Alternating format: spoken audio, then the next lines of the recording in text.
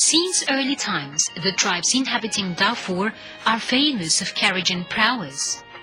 It's an inherited characteristic from their ancestors.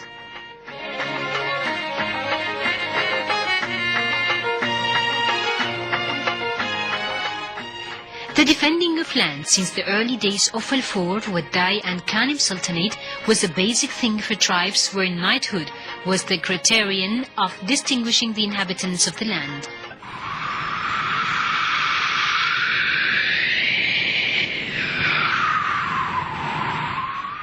The harshness of the environment in Darfur affected the people of the region, but at the same time it held the easy interaction among them.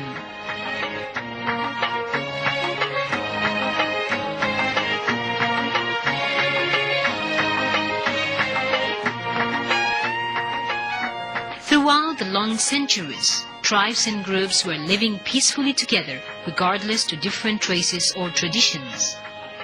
The khalwas of Quran were filling the areas of the region, joining different people regardless to their tribes or race.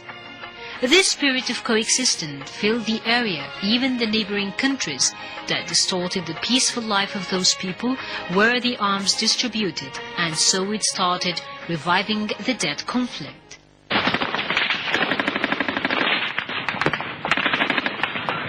At the beginning of the 80s in the last century, when desertification hit Central Africa, it caused the displacement of many tribes where the generosity of Darfur encouraged them to settle here.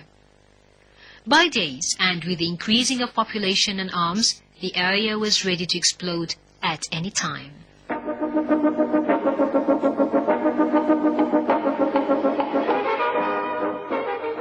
In February 1988, an urgent issue concerning Darfur area was raised to the Prime Minister Sadiq al-Mahdi, asking whether Darfur is still under the national sovereignty, where Libya used Darfur as a theater for its conflict with Chad.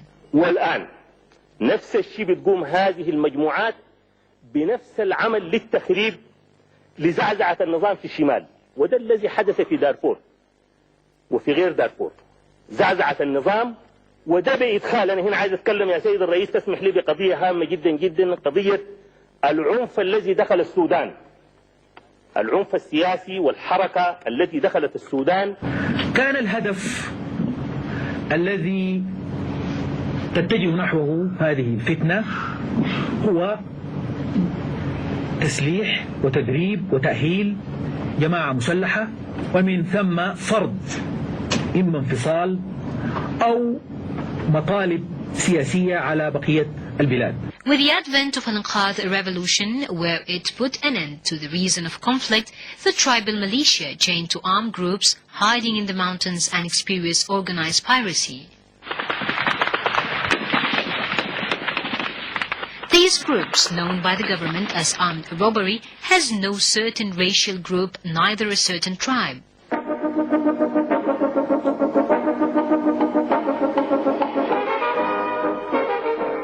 By 2003, with the deterioration of the situation in Central Africa, an armed group fled to Jabal Marwa and announced itself as a movement anti to the government, where it attacked 3 localities and killed the government employees. The government on its part fought and besieged them, where they called themselves Turabura, resembling themselves with Taliban fighters. This group then penetrates from the mountain to a neighboring country, where it reorganized its fighters and started attacking the big cities like El Fashir, Kulbus and Abu Kamra.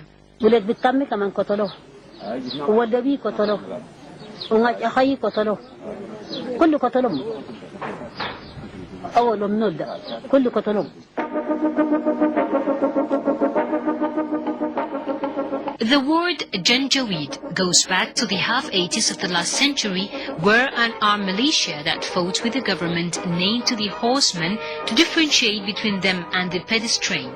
The word composes of two parts, Jin as an indication of fastness and Jaweed as a diminutive of Juwad, which means horse in Arabic.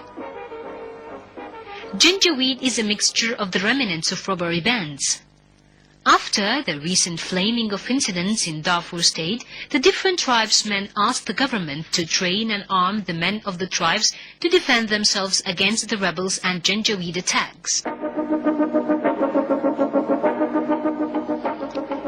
The government at once prepared popular defense forces camps and called for training, where they called themselves Bashmerga, resembling the Kurdish of Iraq.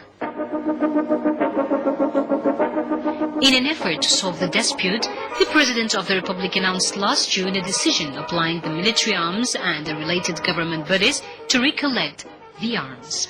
يسهل لنا طبعا عملية جمع السلاح من الجنجويد وتورابورا وبشمرقة بكل مسمياتها الكثيرة دي.